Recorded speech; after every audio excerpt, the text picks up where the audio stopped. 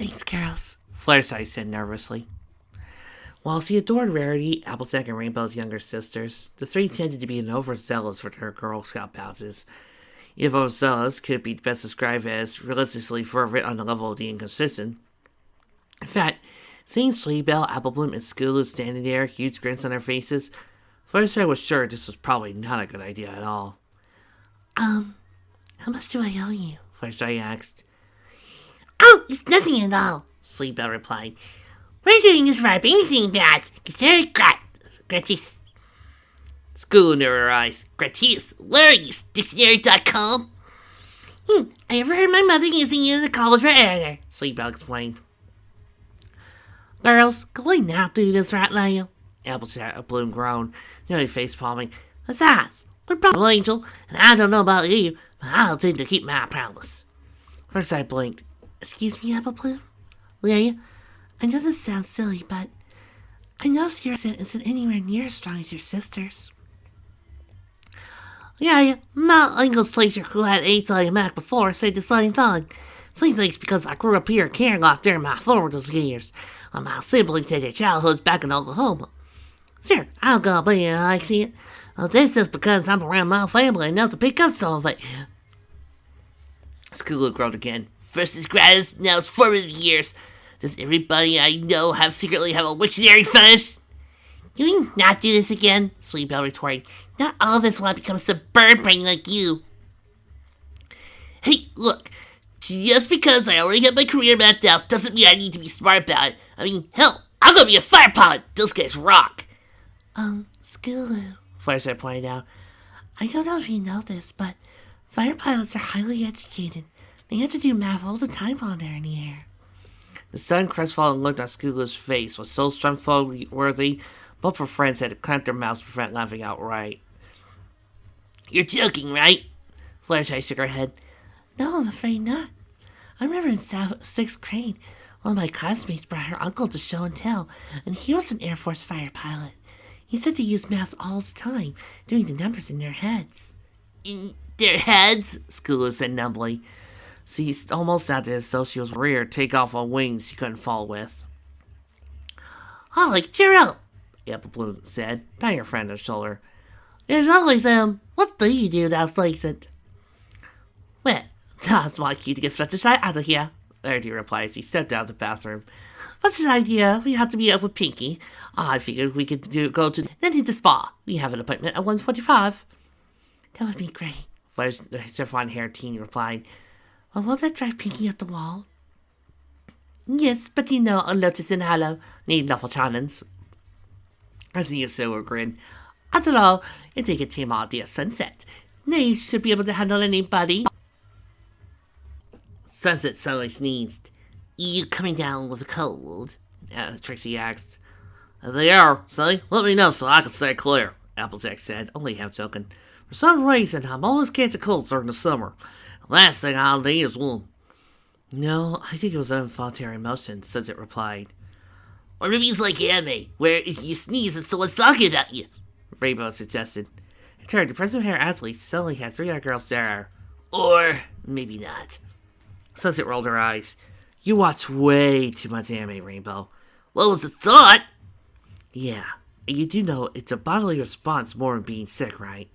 People sneeze for a variety of reasons, Rainbow, You know, I think I liked you better when you weren't such an egghead. You're starting to turn into your sister. Speaking of which, Trixie asked, how's that coming along? Sunset kicked her face, even as she spun to get another lie. She was starting to get sick of them, but also found how paradoxical it was that in order to be the girl she wanted to be, she had to be even more dishonest towards the person she used to be. And with Trixie's self-esteem issues... Trixie does not have self-esteem issues, no matter what universe! Sure, Trix. If she finds out I'm lying to her, she's gonna pull a Fluttershy because she thinks I can't trust her with my biggest secret. Oh no, the flame-haired girl replied. They just left for Italy yesterday, so it's too early to tell. They'll be back in a week though, and I'm hoping a change of scenery, that should do some good. Yeah, you'll be a great way to soak up some of the energies for the local ley lines. No sooner had Trixie said that, than she buried her face in her hands. Oh, I can't believe I just said that! What's wrong, Circle K? Applejack asked. I'm starting to sound like my mother. Only she would go on vacation for mystic vibration charges! Sunset was suddenly about to respond when she felt a pair of arms wrap around her, saying, You didn't tell us you were coming here? My feelings are hurt. Okay, not really. Hiya, Flaky, Flutters, Rarity. Applejack said from her spot. What's up? Nothing at all. Rarity says they sat down to join their friends. Unfortunately, there was a gas leak in the building where I work, so they had to close down for the day. Since Freddy and I already had plans for lunch, and we just happened to run into Pinky while on the way here, we thought it would be wonderful if we had lunch together. But see, I see that you are here as well, so that makes it absolutely delightful. She then turned to Trixie. And another friend here. Marvelous. Thanks, Trixie said, blushing. So, brings you all here? Pinky asked, as she detached herself from Sunset and plopped around in the seat next to Trixie. Well, just finished school for today. I figured I had some time to kill. So, thought we'd get lunch, Rainbow replied. After that, I gotta head to practice for my summer college league. I was thinking about doing some sparring with someone from my TK day, Applejack asked. But unfortunately, Mike's going on a graduation trip with Scoops. Oh yes, Jamaica. I think that's so romantic, Freddy cooed. Seeing Applejack's nod, the teen fashionista said, Now, if you were to ask me, I'd wager that Mike and Scoops would likely tie the knot before they even finish college. Well, probably, Applejack admitted. Blow going to Carolina skate in the fall, while Scoops supposedly got a scholarship for the USA, so he turned it down because he wanted to stay with Mike, the former far girl sighed. I hope I can find somebody like that for Molly someday. Well, there's always that Tenderhoof guy, right? Pinky suggested, and that both Applejack and Rarity groaned. Tenderhoof was a teen who moved to Philadelphia to Caroline during his senior year, and the then freshman Rarity immediately found herself infatuated with him. Unfortunately, he had seen Applejack one day and started pursuing her. The two friends stopped speaking to each other over the issue. It was a rare moment that Sunset had not exploited, she admitted, merely because she didn't know about it. And the end became a moot issue when a senior girl, Sweet Orchid, asked him out. As far as either Applejack or Rarity knew, the two lovers were still attending Shasta University, the private university in town, and neither teen wanted anything to do with them, given how it had been part of what splintered their friendship. Well, I had to be out of town for the next few days, Fluttershy said softly. Later this week, Rarity asked. Fluttershy did a facepalm. It was both cute and odd coming from her. No, sorry, I had my dates confused. I'm not leaving until 4th of July weekend. I'm flying to San Francisco with my... The last part came out quiet and muffled. Clear signs you didn't want to mention it. What was that, Flutters? Sunset asked, noticing her friend was trying to hide behind her hair. I have to go to San Francisco to meet with my father. The group suddenly fell silent. Trixie took that as a sign, valid or otherwise. She didn't want to be around for this. I had to step out for a moment, the teen magician said. Say, Applejack, I know Bonbon's practicing this afternoon at the Asian Cultural Center, and she'd be happy to spar with you. Trixie then turned to Sunset and said, Besides, I guarantee Lyra will be there. She might be interested in the Beyond Neon as well. Sounds like a plan then, Sunset said, quickly following up with a mouth thank you. Trixie nodded, pulled out her phone and started dialing as he walked off towards the outside. Sunset immediately wasted no time to hurry to face Fluttershy. Flutters, if you need me, I can go with you. How? Fluttershy, the chiffon-haired teen asked. I'll be there for the majority of the week. Besides, don't you have school? Doppelganger spell, plus I could teleport back and forth in a 15-minute period. The flame-haired girl replied. Thus, if I tell Miss Luna, Sunset paused as she suddenly saw the looks on our faces. Only Rainbow didn't look cell-shock. Before anyone could speak, Rainbow added, This is probably the part where I should tell you she took me and Miss Luna all the way to Horseshoe Bay and back in a 10-minute span. Seeing a look on the others' faces, she then added, Maybe I should have said that. Girls, Sunset said, suddenly feeling afraid she was about to lose the friends she had. After everything she'd been through in the majority of a year, the then weirdest week of 5 minutes where she had to essentially prove herself to the playfaces of her friends, and now seeing the looks of fear in their faces. Will I ever escape my sins? She wondered. Rarity reached over and grabbed Sunset's hands. Sunset, darling, what's happened over there? I thought we were going to talk about Flare's issue, Sunset replied. Your situation's more important, Sunny, Fluttershy responded, brushing her hair out of her eyes. We can talk about mine later. Well, I knew I was going to be telling this story over and over for the next couple of days, Sunset replied. When her explanation finished a few minutes later, she saw something she never thought she'd see in her friend's eyes again. Fear. Do you really not trust me? She wanted to say to them. After everything we've been through, all the changes I've undergone, you still don't trust me? A lot of girls looked at each other, trying to figure out who would be the first to speak. Finally, Rarity, knows she was likely closest to Sunset, cleared her throat. Sunset, No, don't say it! Sunset rose from her chair. For a second, her friends thought she was going to lose her temper, as she had done in the past. But they looked into her eyes and saw sadness in them, knowing they unintentionally hurt her far worse than he ever had done to them individually. I lost my appetite. Grabbing her bags, he said in a flat tone, I'll see you all later. She then stepped out the door, pausing briefly to talk to Trixie before heading to a subway stop. As they watched their friend walk into the distance, Applejack was the one to voice it. We don't screw the post that hard, ladies. A second later, Trixie came back in. Wow, Sunny took that harder than I expected. When they all looked at her confused, she said, Mom needs me to help Lyra cover the store since she has an appointment with her herbal therapist. Why she can't go see a doctor like any other member of the human race is beyond me, but that's beside the point. Anyway, I told Sunny I had to postpone it until tomorrow. She's seen as though the world was ending. What was that? Rainbow watched the part where it was sidewalk, where her friend had been a second ago, before she walked down the subway a block away. Sometimes she does, Rainbow said critically. Other times she do it without intending to. Oh, and Applejack. Bonnie says just give her a call, and she'll be happy to spar with you at any time. Her style's a Vietnamese one, but I don't recall the name. Anyway, I could bump her number to you if you have your phone with you. Oh yeah. Applejack says he hated Trixie her phone. It helped to get her mind out the fact she just hurt one of her closest friends. And that should be that, Sombra says as he stood up from the table. Thanks for coming, Tia. I hadn't expected us to take long.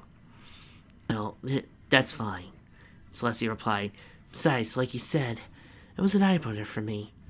Well, there's not much I could do for your regular year-to-year funding. I can at least assure that your summer school session is better funded than it should be. He nodded in appreciation. Thanks. These kids need someone to give them a second chance. And by getting me those funds, I can make sure they have it. He paused. Oh, and we're still on for dinner Thursday night. I'm sure Chris would be happy to have you over. Absolutely. Well, I've already taken 2 months of your time. The summer school superintendent said to the principal, Let me get you back on your work and call you later, okay? He waved farewell. She in turn walked out the building and back towards her car. She didn't get very far before 2 students approached her. One had wire gangbanger looks on their faces. Hi, Sleuth Thing. The taller one, a dark-haired boy with a poly pale complexion, saddled up to her. Oh, Slee's honey, you got that milfy look I like. Well, give me sugar. Excuse me, Celestia asked, already not liking this. A second later, her concerns were confirmed as she felt a hand pat her rear. Turning to move out of the way, the second boy, a dark-complexed, burly kid with iron orange hair, soul past grin. Ooh, she's got the moves, too. Bet she knows all kind of acrobatics. Bet she can keep us going a long time, the first one replied. Boys, I think we're more than done here, Celestia said with a confident tone she never felt. Yes, she was a lot more cocksure and snarky than when she was younger. That was just that. When she was younger. Back then, though she and Velvet were the divas of the school at the time, they were also just young women who fantasized about magic and other things that weren't the teenage dreams of the time. But now she was a woman in her mid-50s, though she could pass for her early 30s and wasn't the same girl back then. "Oh no, Teets," the dark-haired boy replied with a sneer on his face. "I think class is in session. After all, I failed biology, and I could use a refresher. Maybe the birds and the bees." "Really? That's your line?" "Dude, go home, rethink your life." "Wonder how comfy that big seat is, Gray," the second boy said, pushing Celestia against the car. "Wonder how comfy she is, Stony," the first said, moving forward like lightning to count down over Celestia's mouth just as she was about to scream. Suddenly she felt very, very afraid. Fighting as a teenager against her younger sister was one thing. Fighting against her best friend was another. But fighting two young boys, both a third her age, and clearly more capable of outmuscling her, something was much more horribly different. Ahem! The new voice was bassy and deep, rising from above. Look at fear in her eyes. Celestia looked up at a mountain of a man, easily over 6 feet, built like a bodybuilder in his prime, and with eyes that seemed to pierce the soul. Said man was behind her two assailants, and in an instant clamped a pair of huge hands on their shoulders, gained her attention immediately. "You have less than a second to let go of her," he said, a growling, lupine snarl. "But if a full second goes by, you just pushed your luck. And because a second after that, I break you." The boys froze instantly. "Hey, we're just... Get the hell out of here!" The man roared in a soft-spoken voice that seemed to roar. The two boys immediately complied, running like the wind. The danger passed, Celestia off, and she slumped to the ground, heart pounding against her chest. She was so freaked out by what just happened, she barely heard the voice say, "Hey, are you okay?" She looked up, and the man seemed to be looking at her with concern, his golden eyes expressive as could be. She also noticed his pine green and black hair and tanned complexion, all within a tailored suit that barely seemed to fit his muscular frame. I'm fine," she said, knowing she wasn't. He offered her a hand and took it gratefully. "I'm sorry. Greyhoof and Gladstone are two of our worst students here. They know how to operate around the system.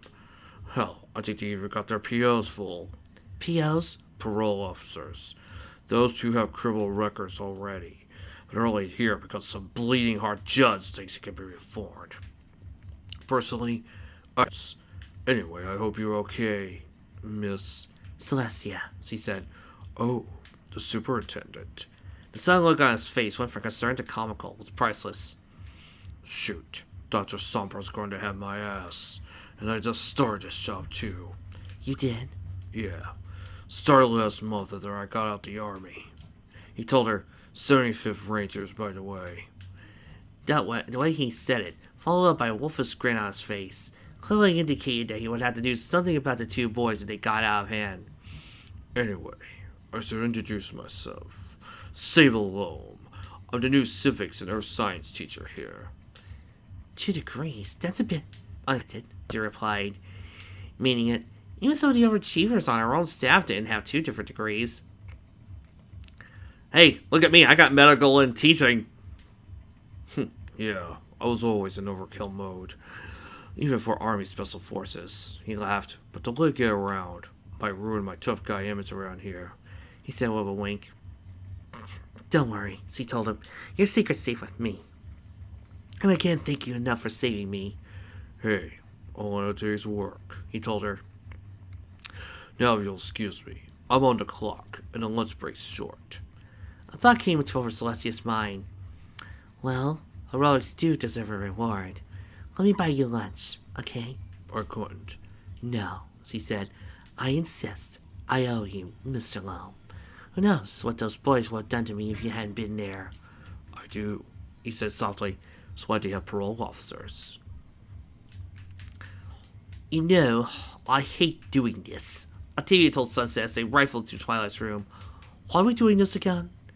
"Because the parentals asked me to," Sunset replied, sounding equally dour about it. While she knew it was a completely pointless gesture, mainly because she knew the real reason for Twilight's problems, and was certainly not anything Octavia would ever find. The flame-haired girl still had to go through the motions. At least with Octavia around to share what the headache with, It would be mind-numbingly dull, also. It would give the girls a chance to start slowly moving Octavia's belongings into the house. Lastly, it was her day off to work, and Trixie had to suddenly reschedule for the next day. Sunset didn't really have much else to do anyway. Besides, I don't think being around my friends is a good idea right now, she sadly ruminated. After seeing the looks in her eyes, it hurt Sunset far worse than she ever imagined. It had been bad enough that her counterparts had really trusted her for most of her trip back in Equestria. But those were Princess Twilight's friends. These were her friends. And to see them look at her as though they were now some hair-trigger weapon, it was after all this time, she thought she could still revert back to her old tyrannical self. It hurt. Granted, she knew they didn't likely mean it. It was probably some instinctive human reaction they'd never understand, because she wasn't born a human, and these things would be back to normal in a few days. Until then, Sunset would have to nurse those wounds. Now, if I could only do that without Tavi wondering what the hell's wrong. The flame-haired girl mentally added, we're all friends, and sooner or later we'll all be back together before the week's up. It was Octavia's words that brought Sunset out of her reverie. This is Twilight we're talking about here, Sonny. The raven-haired teen gasped, unaware of Sunset's inner turmoil. To her, Osville's a heavy drug. I know, okay? Sunset replied as she removed the sheets from her bed. I know Twilight would never do anything like that. Then why did you even agree to this? Octavia snapped. Don't you think I know that, Tavi? Do you think I like doing this? You didn't have to deal with all this. I did. Octavia flinched in surprise. Seeing that, Sunset pulled back immediately. Yeah, scared the hell out of your cousin the day after you get back from the adventure of your life, Simmer. Great job. To no surprise, Octavia turned away. I'm sorry. Sunset sighed. No, I should be the one to apologize for taking it out on you. You got your own stress now. It's only natural you didn't want to deal with it. Any apology should be mine to make. No, Sully, it's me. I'm afraid, okay? Once a year really used to do something that you or I could have put a stop to. But I didn't because I was so absorbed in my problems. Then what about what Aunt Velvet said? You nearly killed yourself saving her from getting hit by a truck. If I had been there, that might not have happened.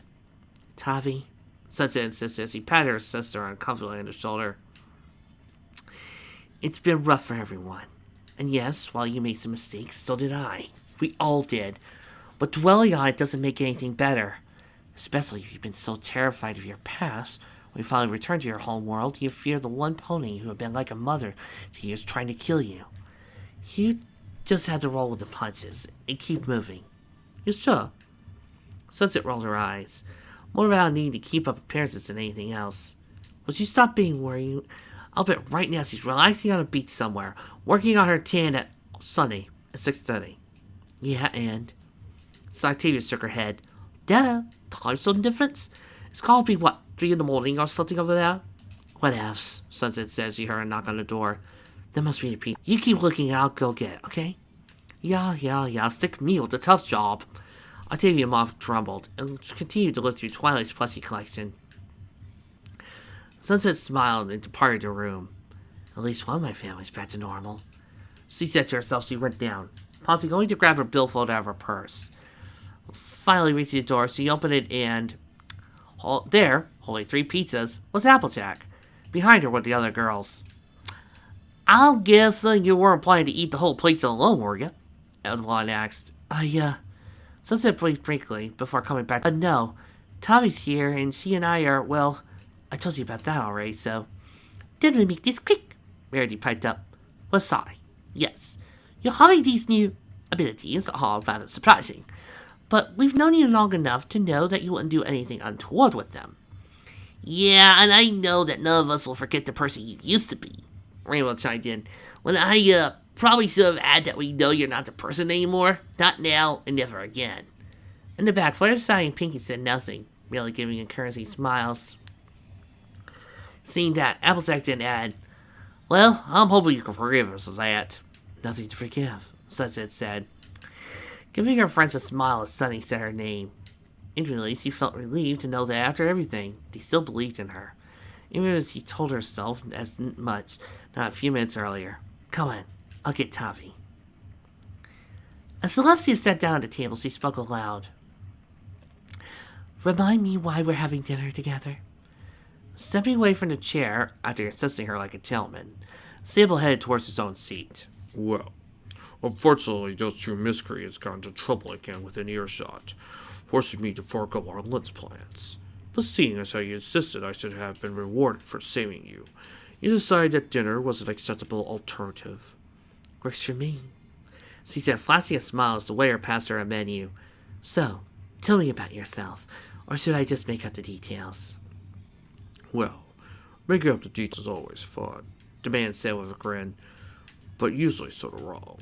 As for me, I'm originally from Rock Springs, Wyoming, and just like everybody else my age, I joined the military after 9. Went through boots, then RASP, saw the world, including a few places I never swung again.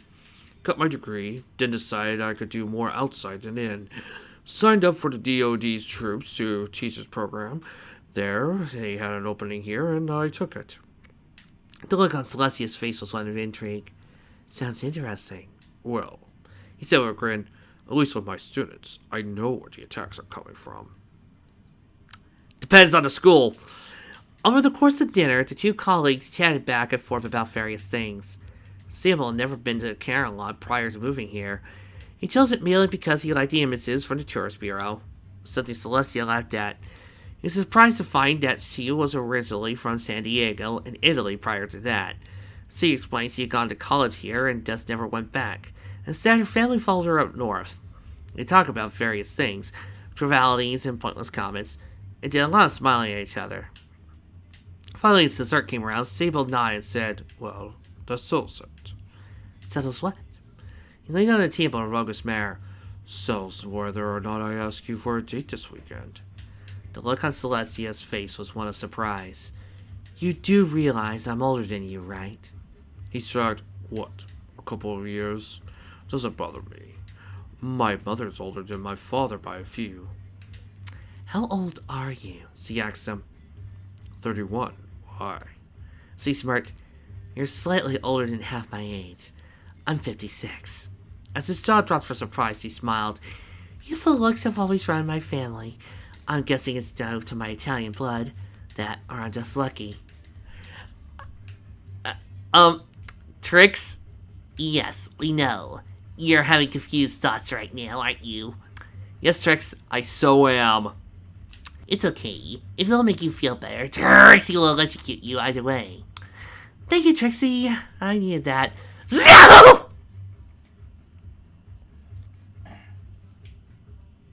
Of course, sworn you were in your early 30s, tops. You should see my mother. She's in her late 80s, but she looks like she barely hit 60. Trixie, I need another shot! I see. Well, that's not about to change my mind, Celestia. Age difference isn't an issue in the slightest. A thoughtful look came over the woman's face, quickly punctuated by a sip from her wine glass. She sat down and said, So, ate at my place on Saturday? So, what's the surprise? What is it? Tell your favorite Pinky. Pinky chirped. Shh, Sunset whispered harshly. You'll wake Tavi up. Sorry. After an intensive search with the girls helping, they declared the house clean. Afterwards, they all decided on an impromptu sleepover. Thankfully, between Twilight's bed and some spare sleeping bags they had around the house, Sunset was able to squeeze all the girls in. If you know what I mean. Evening and Ballad happily agreed to it, as it would give them a night alone. And with that, the girls enjoyed a nice overnighter at Sunset's. But the real reason for it all, Sunset told them, had to wait until Octavia was asleep. Once the raven-haired teen was out for the evening, Sunset took the girls downstairs into the kitchen, where she placed a glaring purplish-green candle on the kitchen table. Okay, so it's a candle. Bake 'em up, Rainbow said, looking impressed. That is, until Sunset reached down and tapped the wick with her finger. There was a sound that was like a muted dragon's roar, followed by an explosion of green flame. And a second later, the candle was alight with a verdant fire, the room filling in with a sense of cinnamon and vanilla. This is a dragon's fire candle, Sunset explained. It's based on a moment we used back in Equestria to send quick messages back and forth. Think of it as a magical email and you get the idea. That's nice. Fireside said. But why so is this, Sonny, unless... A sudden smile suddenly appeared on the chiffon-haired teen's face, when she realized what Sunset implied was now possible. With a snap of Sunset's fingers, paper and pencils appeared in front of all of them.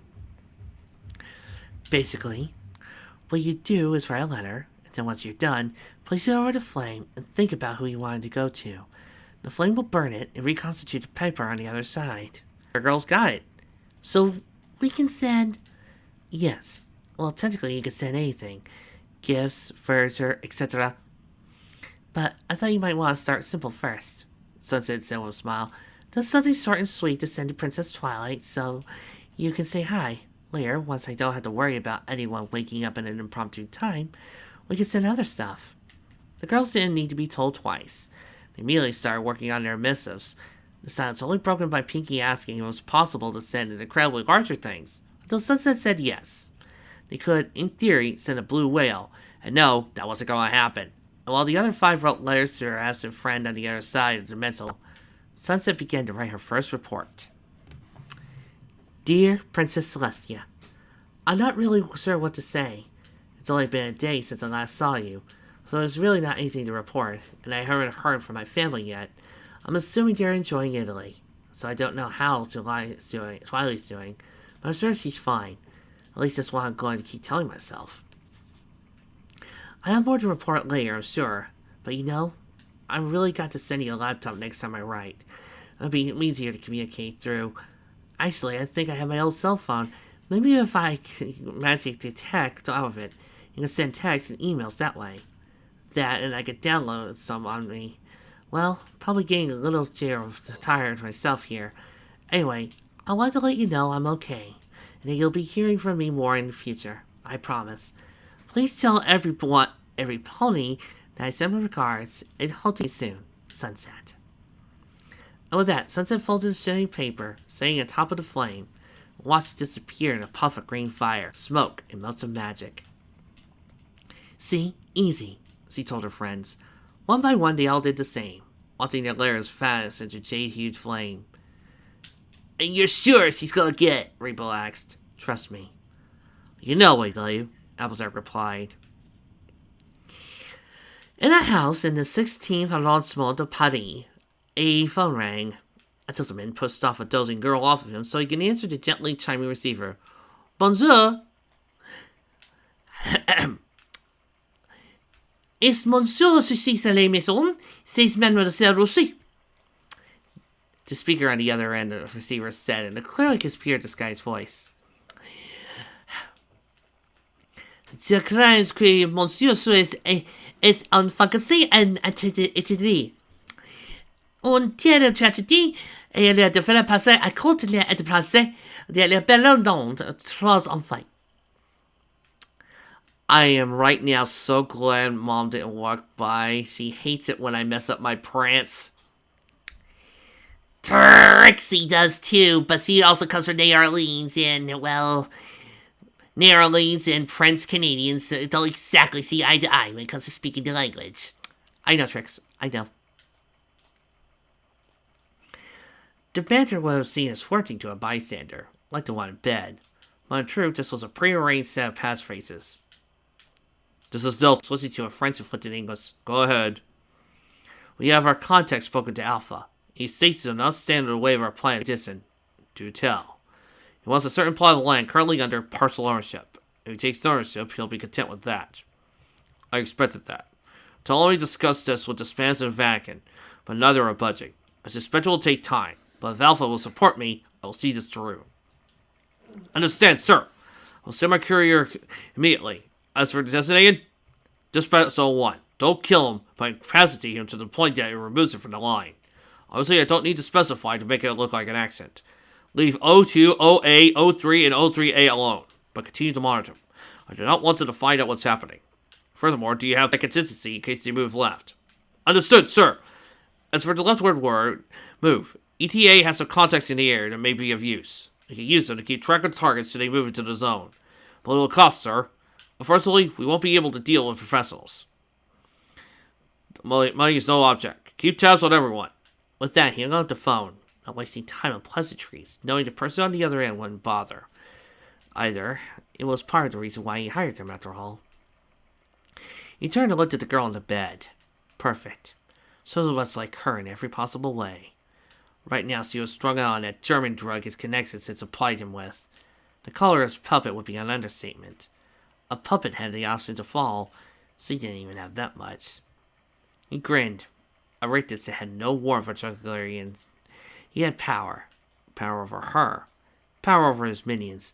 And soon would have power over so much more. It was, after all, his divine right.